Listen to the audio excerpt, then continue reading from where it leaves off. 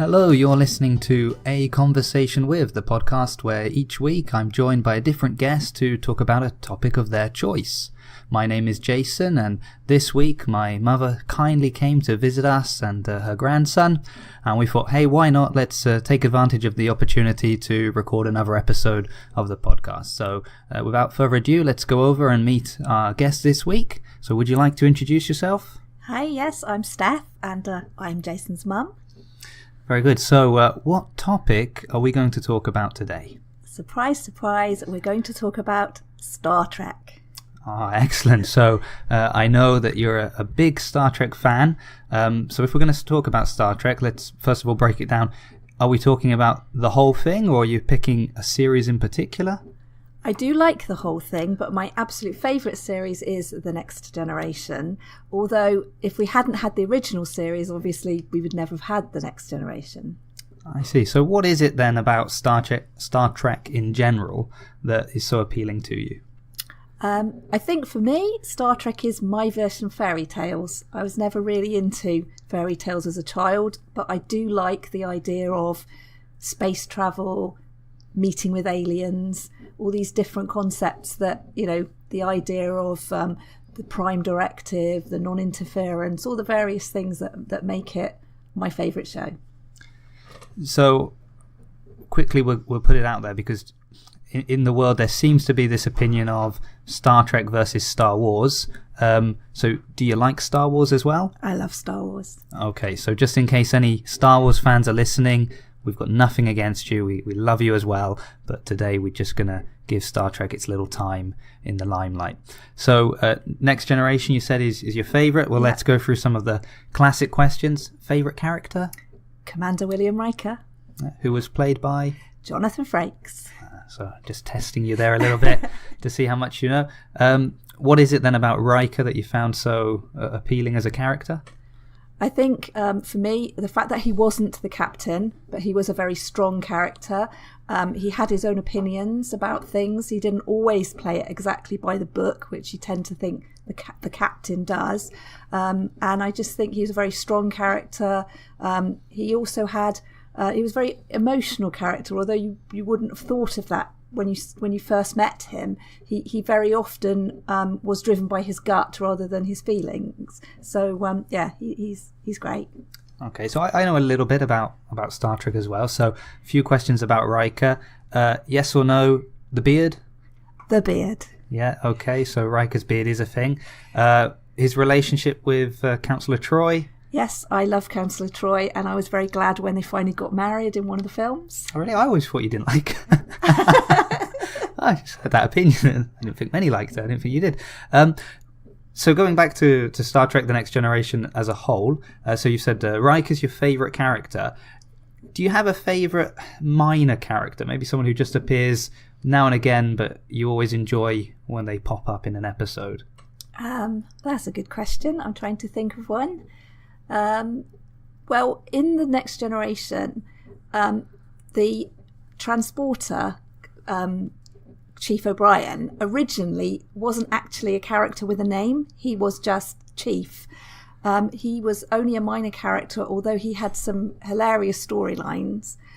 But then, of course, when we went to Deep Space Nine, he became a main character. So for a lot of people, they think that he always was a main character in The Next Generation.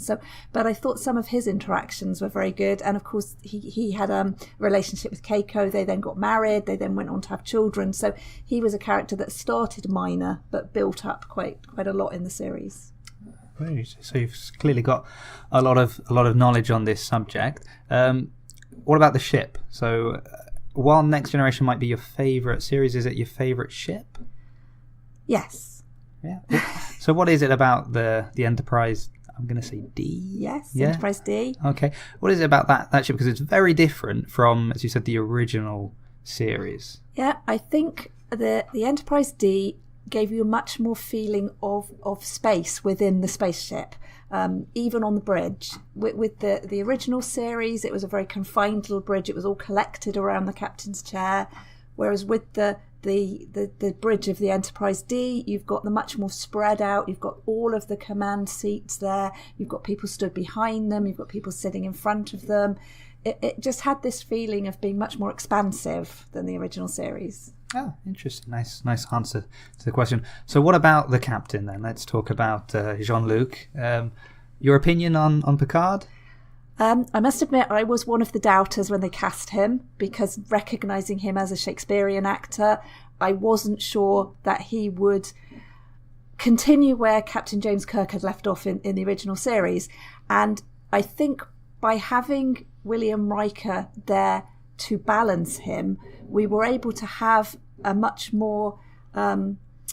he wasn't always the love interest like Captain Kirk always had been. He was much more in control, much more dominant, much more thought out. He was the one who did always think it through. He didn't just react with his gut. And I grew to love him as the series went on. And I do respect him as a captain, but I don't love him as a captain like you would do with Captain Kirk or Commander Riker. Oh, I see. Okay. So what about a favourite, I would say a favourite episode, or maybe even a favourite episode arc or story arc within a series? I love the Borg.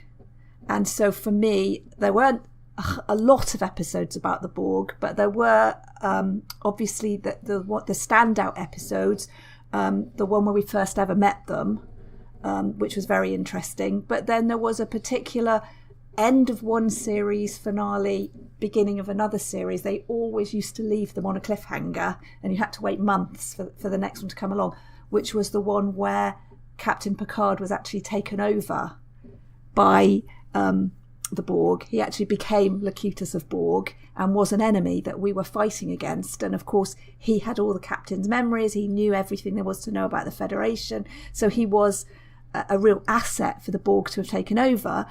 And he ends that series by telling them to fire on the Enterprise.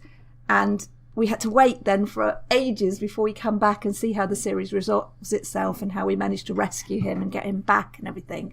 And obviously during his time as a member of the Borg, William Riker had to become the captain. We had another officer who came in who was an expert on the Borg, Commander Shelby, and she became the number one on the Enterprise while we were fighting against Captain Picard.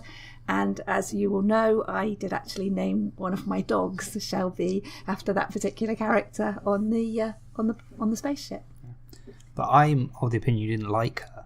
Oh no, I did like her. No, she was lovely. And as you know, my other dog was called Dax, which is a character from Deep Space Nine. And in fact, Shelby was bridesmaid at Dax's wedding to Worf. Oh, I didn't know that. That's the dog or the character? Yeah, Lieutenant Commander Shelby. Yeah. So we'll just take a few steps back then. We'll just kind of go a little bit overarching on Star Trek in general. So we've got Riker's your favourite character. Oh, is there a character you don't like? There was a character I didn't like. Because I thought you didn't like a couple of characters and you've told me you did. So who's the one you actually don't like? I have to say that when I very first started watching The Next Generation, there was a character. It's going to be Tasha Yar. Tasha Yar. I didn't like her. I didn't think the character worked. I didn't like her at all. I moaned and moaned about her, and then partway through the series they killed her off, and I almost felt guilty. I was going to ask, did you feel guilty that you'd done that to her? Although they did bring her back a few times as a Romulan, which was slightly odd. Yeah, she had another couple of appearances in the series. I think she was playing herself in one, having gone back in time, and another one she was playing her own sister. Oh, okay. Wonderful trends that we get cropping up here. So just jumping back to the different series then. So original series, let's go again. Favourite character? Mr. Spock. Mr. Spock. Least favourite character? Oh, goodness. I have to be really horrible here and say Nurse Chapel, played by Gene Roddenberry's wife, Majel Barrett. I loved her as Loaxana Troy in the Next Generation, but I just couldn't cope with her being in love with Mr. Spock in the original series. Okay. So then we'll jump ahead. So the next series, so we've done Next Generation, then you had Deep Space Nine. Yeah. So again, favourite character in Deep Space Nine? The Doctor. Dr. Bashir. Yeah. Yeah, I thought he was lovely. Okay. And again, a least favourite character? Probably Nana Visitor playing the I can't remember what her character was called. Was that Kira? Kira. Nerys. Yeah, Kira Nerys, one of the main characters. I just found she was a bit pushy and overbearing, and I didn't really gel with her. Very Tasha Yar of her, wasn't it? Very Tasha Yar of her, yeah. Very good. Jumping ahead, I think Voyager was the next Voyager was the next one, which I did like. Yes, first ever female captain, which was a big move for Star Trek, but it worked, and Captain Janeway was brilliant. But my favourite character was Tom Paris. Okay, yeah. The rebel there turning good. Okay, and least favourite character? It would have to be the girl that was the alien. Was it Kes? Kes, yes. No, never got on with Kes. She was too naive, and I just didn't like her. No, sorry.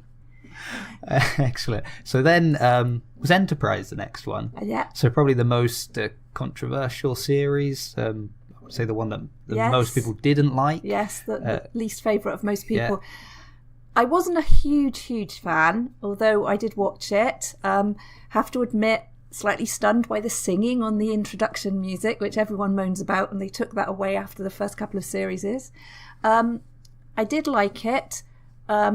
Good, strong Vulcan officer. I liked her. I did like the captain, although I did find him difficult to... Because I knew the actor so well from being Sam out of Quantum Leap, I found it hard to see him as a captain of the ship. So it couldn't be that he had just leapt into the body of Jonathan Archer and maybe it was just a spin-off to Quantum Leap. Perhaps I should have thought of it that way, yeah. I did like Trip. I thought he was good. And yeah, it was. I did like the Doctor in that one because he was a funny alien and he had this smile where his whole face sort of smiled when he smiled. So. And that moves on to, I think, Discovery's the latest, and is that the last one? I don't think I've missed one, have I? No. So did you manage to watch this Star Trek Discovery? Yes, I did, thanks to my Netflix, because it wasn't shown on British television at all, terrestrial television, so I had to get it on Netflix. Loved it. I can honestly say I'm almost teetering on this being my favourite series. I loved the fact that it was one continual story. It wasn't just episodes that told a story. I loved the fact that you had to sit in for the next episode, and it was brilliant. Very different ideas. Didn't like the captain at all, and not wanting to give any spoilers away. I think that was good. See, I feel a bit. I liked the captain, and then at the end I thought, "Oh dear, this says something about me." Yeah. But so again, a favourite character in that series? Probably the girl with the long, just wriggly hair. Tilly. Tilly. I think she is amazing. I love her. The way her character grows, the way she's so nervous at the beginning and she becomes so strong by the end. I know we're all supposed to love Michael Burnham, but because the whole story is about her, it's hard to have her as a favourite character. I thought they were very clever with the way they brought characters in and made you care about them and then changed them into something else so that you no longer cared about them or you felt let down by them or, that sort of thing. I certainly loved Sarek, the new alien that they introduced as the first officer. He was brilliant. Sarek, was it Saru? Saru, sorry, yeah. Sarek is Michael Burnham's father. So I was very impressed by the new series, and they are filming the second series now, which I'm very much looking forward to seeing when that arrives. You're okay with the changes to the way the Klingons looked or the few other things that people complained about? Yeah, I mean, the thing is, this is Star Trek for 2018. So we have so much more ability with special effects. We have so much more ability with costumes and props. Star Trek moves with the times, and just accept it for what it is. They have made amazing Klingons, and I think we should just be glad that we're not back to the ones we had with the original series, where they didn't even look really much different from humans. Yeah. I think they're trying to justify that in universe is always a little bit strange, and just accept that they had no money or technology. That's probably the easier way of doing it. So we've mentioned some different characters, and what about sort of alien races? Obviously, it's one of the pulls of Star Trek is, the exploration, the different species, the different aliens. Was there a particular alien race that you always like cropping up in an episode? Well, before Deep Space Nine, the Next Generation, we had the Ferengi, and they were quite startlingly different from aliens we'd had before. And I did enjoy them. I always thought they were comical. I always thought they brought humour into the episode. Once we get to Deep Space Nine, they're regular members of the cast. So we actually get to know their personalities. We get to meet them as people. And I do think they are a lovable class of alien. Yeah. Don't look particularly lovable, but who am I to judge? Oh, it's interesting. So, with regards to Star Trek, one of the reasons people didn't seem to like so much the new series was they said it was a little bit dark, a bit gritty, because it's always had this kind of bright, optimistic look at the future, which is something not a lot of sci-fi has. Quite often we see these sort of post-apocalyptic or the world is in ashes, but in Star Trek it seemed to be a very utopian future. Is that something that appealed to you then about Star Trek, do you think? I think initially, yes, because obviously I grew up with Star Trek from being a young child. So as a little person, as I said before, it was almost like my stand-in for fairy tales. And I loved the fact that it always had a happy ending. We always solved all the problems. As we move on with each of the series, there was less of that. Sometimes we had to accept the fact that we couldn't solve the problem, that there wasn't going to be a happy ending, that things had to be left in a mess. And by the time we got onto Deep Space Nine, we were actually in the middle of a civil war. So we had fighting going on all the time. So I think that Star Trek has moved along and grown in that way that nowadays it isn't all neatly tied up in a little box with a ribbon on the top. There are always questions, and it always leaves you wondering just what is going to happen next. That's nice.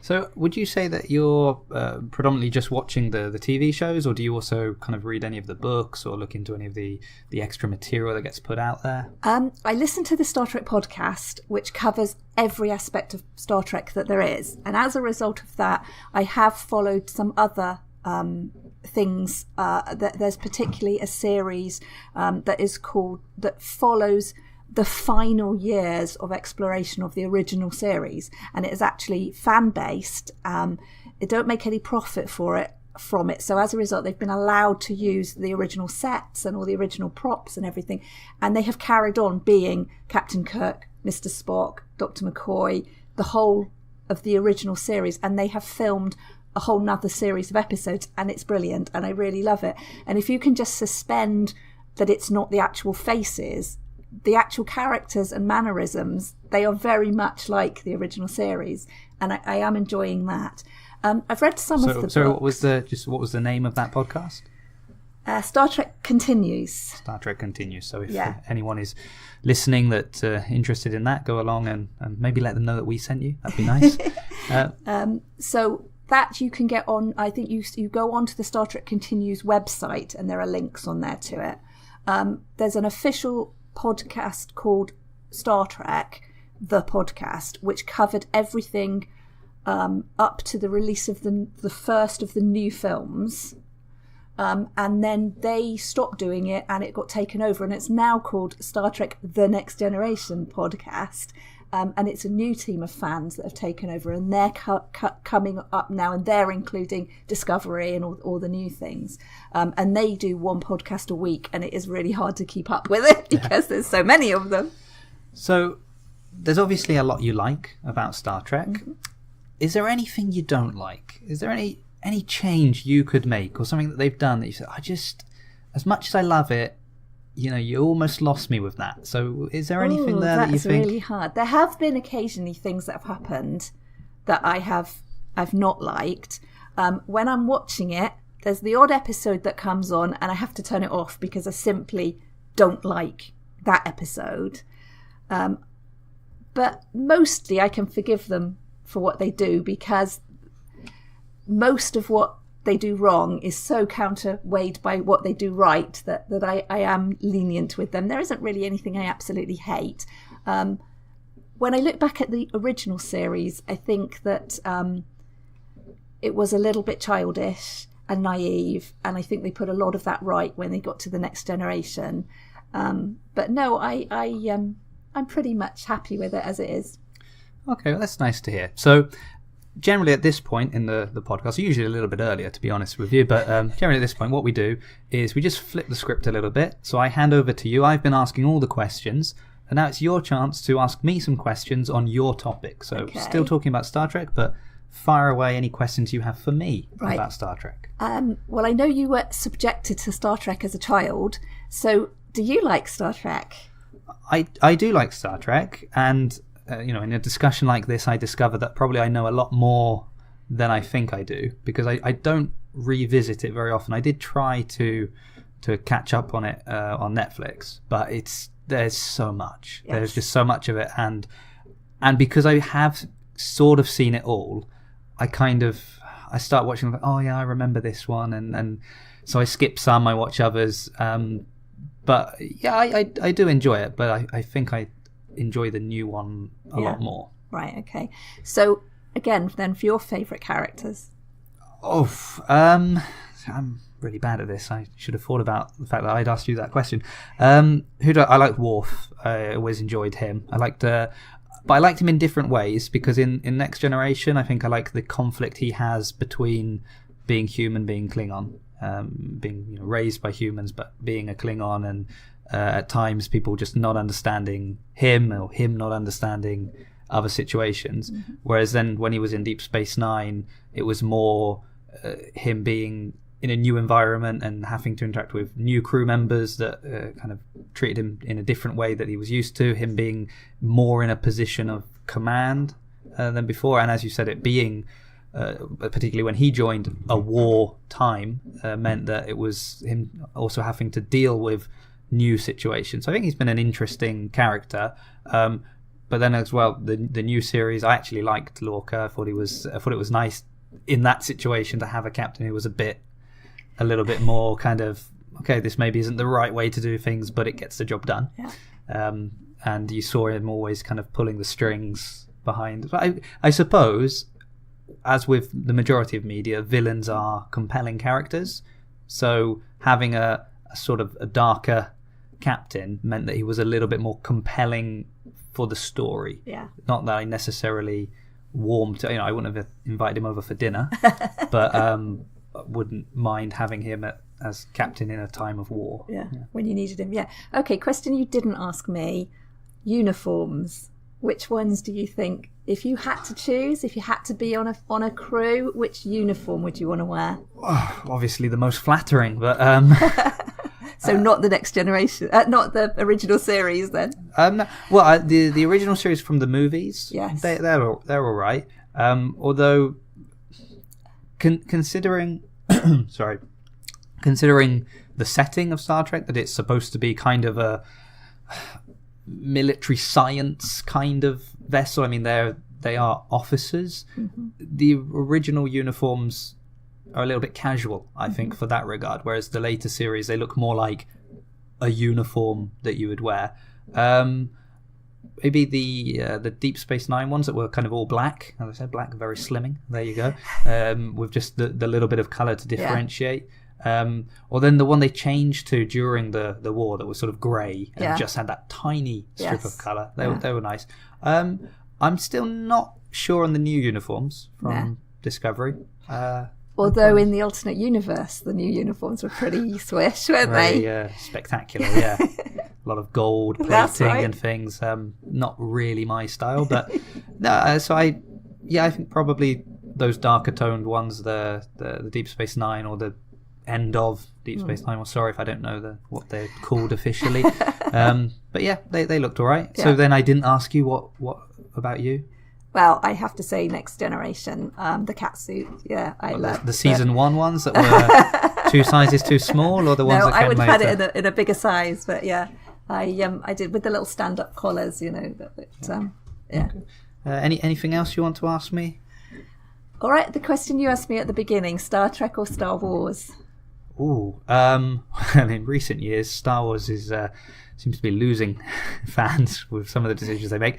They're so different, though. This is the problem. I feel that you can't, because the Star Trek movies that came out in the last couple of years, I'd probably rather see a Star Wars movie. They were more epic, whereas these were kind of trying to be epic. For storytelling and kind of a long form storytelling, I'll put it this way. I think the latest series of Discovery is probably better than any of the single new movies that came out. But I do like both. But I do like sci-fi as well, like you. But difficult to say. But I'd probably put Star Trek up there as probably slightly higher than Star Wars, but just for that storytelling element. I mean, the stories in Star Wars are interesting, but particularly the recent ones where people don't seem to know what the next director's doing, it's losing a little bit. Right. Final question. What piece of technology from the Star Trek universe would you really like to have? Transporter. Yeah. Not the food replicator. No, not the food. Well, I could just transport anywhere and get food. I think that's as someone that's had to travel a lot to different countries and do different things. Oh, the idea of having a transporter is wonderful. My only fear is that everybody else has a transporter as well. So I'm not sure, how you lock your house when anyone can kind of just transport inside. But I think that would be the, guys, if you're working on that technology, and you need someone to test it, let me know, because I sort of hate traveling any other way, I think. Okay. Well, thank you very much for coming all the way. I know you came initially to see your grandson, but we managed to steal you away just for half an hour so we could record this. So just as we sign off from another episode of A Conversation With, we'd like to thank you for being here. Thank you all for listening. As always, if you have a topic that you'd like to speak about, you can contact us through Twitter or Instagram at ACWpod, or you can email the show directly at aconversationwithpod@gmail.com. So thanks once again for listening, and we'll see you next week. Goodbye.